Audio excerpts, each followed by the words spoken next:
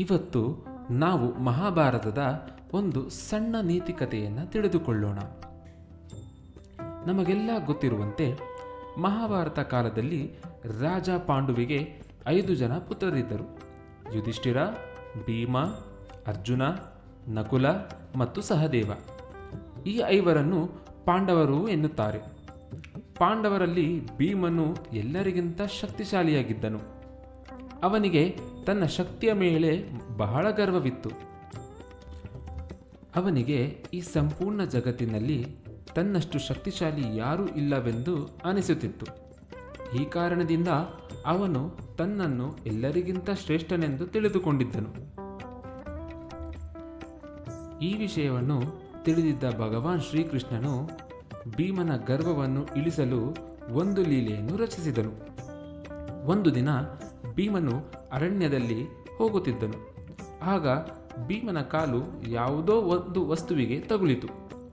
ಭೀಮನು ಆ ವಸ್ತು ಯಾವುದೆಂದು ತಿಳಿಯಲು ಪ್ರಯತ್ನಿಸಿದಾಗ ಅವನಿಗೆ ಅದೊಂದು ವಾನರದ ಬಾಲವೆಂದು ಕಂಡುಬಂತು.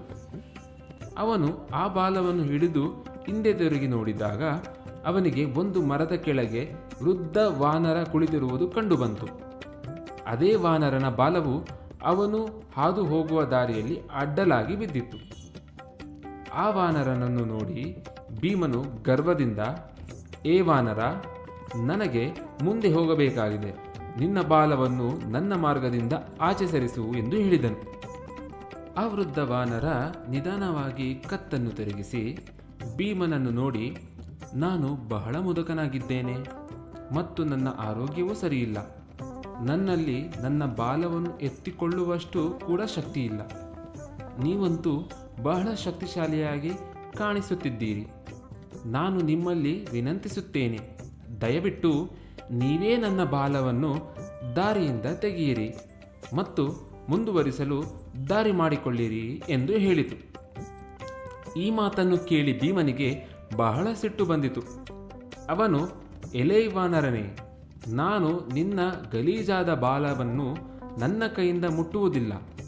ಬೇಗನೆ ನಿನ್ನ ಬಾಲವನ್ನು ನನ್ನ ದಾರಿಯಿಂದ ಸರಿಸು ಎಂದು ಹೇಳಿದನು. ವಾನರನು, ಅಣ್ಣ, ನಾನಂತೂ ಬಹಳ ನಿಶ್ಶಕ್ತನಾಗಿದ್ದೇನೆ. ನನ್ನ ಬಾಲವನ್ನು ಸರಿಸಲು ನನಗೆ ಸಾಧ್ಯವಿಲ್ಲ. ದಯವಿಟ್ಟು ನೀವು ನಿಮ್ಮ ಗದೆಯಿಂದಲೇ ನನ್ನ ಬಾಲವನ್ನು ಸರಿಸಿ ಎಂದು ಹೇಳಿತು. ಇದನ್ನು ಕೇಳಿ ಭೀಮನು, ಒಂದು ವೇಳೆ ನನ್ನ ಗದೆಯಿಂದ ನಿನ್ನ ಬಾಲ ತುಂಡಾದರೆ ಎಂದು ಕೇಳಿದನು. ಅದಕ್ಕೆ ವಾನರನು ನಕ್ಕು, ಒಂದು ವೇಳೆ ನನ್ನ ಬಾಲವನ್ನು ಸರಿಸುವಾಗ ನಿನ್ನ ಗದೆ ತುಂಡಾದರೆ ಎಂದು ಕೇಳಿತು. ವಾನರನ ಈ ಮಾತು ಕೇಳಿ ಭೀಮನಿಗೆ ಇನ್ನಷ್ಟು ಸಿಟ್ಟು ಬಂತು. ಅವನಿಗೆ ಈ ವಾನರ ಅವನನ್ನು ತಮಾಷೆ ಮಾಡುತ್ತಿರುವಂತೆ ಅನಿಸಿತು.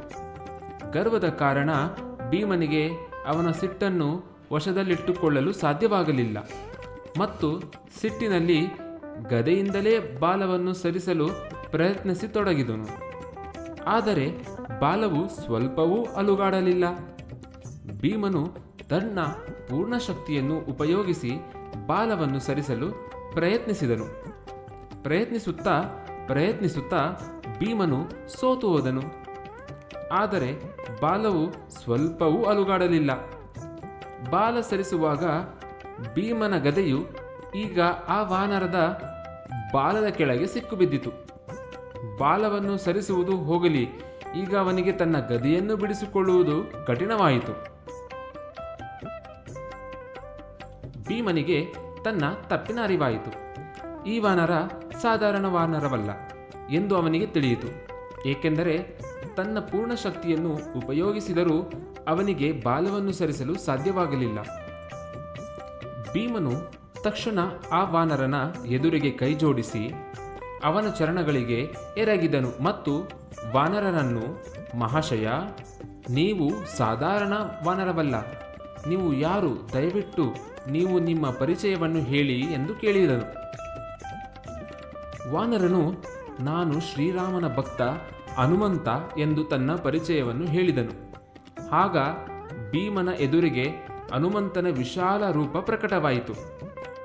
ಭೀಮನು ಹನುಮಂತನಿಗೆ ನಮಸ್ಕರಿಸಿದನು ಮತ್ತು ಕ್ಷಮಿಸಿ ಮಹಾಬಲಿ, ನಾನು ನಿಮ್ಮನ್ನು ಗುರುತಿಸಲಿಲ್ಲ ಎಂದು ಹೇಳಿದನು. ಆಗ ಹನುಮಂತನು ಭೀಮನನ್ನು ಕ್ಷಮಿಸಿ ಅವನನ್ನು ಆಶೀರ್ವದಿಸಿದನು. ಮಿತ್ರರೇ, ಈ ಕಥೆಯಿಂದ ನಾವು ಏನು ಕಲಿತೆವು? ನಾವು ಎಂದಿಗೂ ನಮ್ಮಲ್ಲಿರುವ ಯಾವುದೇ ವಿಷಯದ ಕುರಿತು ಎಂದಿಗೂ ಗರ್ವ ಇಟ್ಟುಕೊಳ್ಳಬಾರದು. ಗರ್ವ ಪಡುವವರು ಭಗವಂತನಿಗೆ ಇಷ್ಟವಾಗುವುದಿಲ್ಲ. ಭೀಮನಿಗೂ ಗರ್ವವಾಗಿತ್ತು. ಭಗವಂತನು ಹನುಮಂತನ ಮಾಧ್ಯಮದಿಂದ ಅವನ ಗರ್ವವನ್ನು ಇಳಿಸಬೇಕಾಯಿತು. ಮಿತ್ರರೇ, ನೀವು ಈಗ ತಿಳಿದುಕೊಂಡಿದ್ದೀರಲ್ಲವೇ, ಭಗವಂತನ ಶಕ್ತಿಯ ಎದುರಿಗೆ ನಮ್ಮ ಶಕ್ತಿ ಏನೂ ಇಲ್ಲ. ನಮ್ಮಲ್ಲಿರುವ ಗುಣಗಳು ಭಗವಂತನ ಕೃಪೆಯಿಂದಲೇ ಇವೆ ಎಂದು ಮರೆಯಬೇಡಿ. ಮತ್ತು ಭಗವಂತನ ಚರಣಗಳಲ್ಲಿ ಸದೈವ ಕೃತಜ್ಞತರಾಗಿರಿ. ನಾವು ಎಂದಿಗೂ ಯಾರೊಂದಿಗೂ ಉದ್ದಟನದಿಂದ ಮಾತನಾಡಬಾರದು. ಯಾವಾಗಲೂ ನಮ್ರತೆಯಿಂದ ಮಾತನಾಡಬೇಕು. ಇದು ಇವತ್ತಿನ ನೀತಿ ಪಾಠವಾಗಿತ್ತು. ಎಲ್ಲರೂ ಈ ಪಾಠವನ್ನು ಅರಿತು ಭಗವಂತನ ಕೃಪೆಗೆ ಪಾತ್ರರಾಗೋಣ.